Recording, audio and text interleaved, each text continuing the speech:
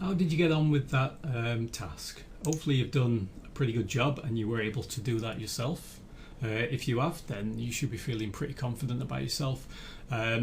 You're able to make games pretty much on your own. Okay, so we've learned quite a lot in this series, and I've challenged you throughout, but I think that was probably the most challenging activity I've done in this series. So hopefully you were able to do that on your own. Okay, so under the canvas, I've created a new panel called Back to Menu Panel. I've given it a slightly whitish grey colour and I've reduced the opacity down to about 12. Alright, now that we can see what we're doing, I'm just going to increase that opacity right up to 255 so we can see this. So then it's got a bit of text on it, return to main menu, and it's got a button yes and button no. Okay, just with a little bit of text, yes and no. And each of these buttons obviously changes colour when you hover over them, and it's got a load on it. So this one's got load menu, this one's got return to game. Okay, I'm going to show you how that works in a second. Alright, so that's setting that up. Now onto the script. The script I've used was on the canvas. I've gone back to this controls menu script. Okay, so let's just open that.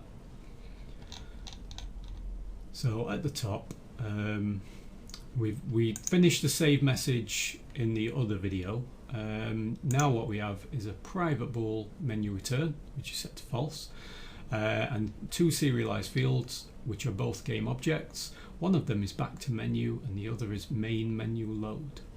Alright, the back to menu game object is set active to false on start. We don't have to do that with main menu load because another script is taking care of that. Under the update, we have if input.getKey down key code M, if menu return is equal to false, then we're setting that back to menu to true. Okay, so basically that's switching this on, this panel. Alright, and if we take a look at our canvas, we can see that our back to menu has the back to menu panel just dragged in there. Okay. We're setting timescale to 0, so we're pausing the game. We're setting our cursor.visible to true and our menu return to true so that it's not constantly running this. Okay, then we've got a couple of public voids. Alright, so these are the ones that are going to be run by the buttons. So if it's return to game, and if menu return is equal to true, which it was set there, back to menu game object is switched off, so we're switching the entire panel off. The cursor.visible becomes false, so we can't see the cursor anymore. The time is returned to 1 and menu return is set back to false so that we can run this the next time we press M. Okay, but if we choose to load the menu, so in other words if we choose yes, then this main menu load.game object is set active to true. Now you may have chosen to do it a different way, which I'll look at in a second, but this is probably the easiest way that you can do this. Okay, so on the controls menu, I've got a main menu load, and it's the menu load object, okay, which is this object right at the bottom here.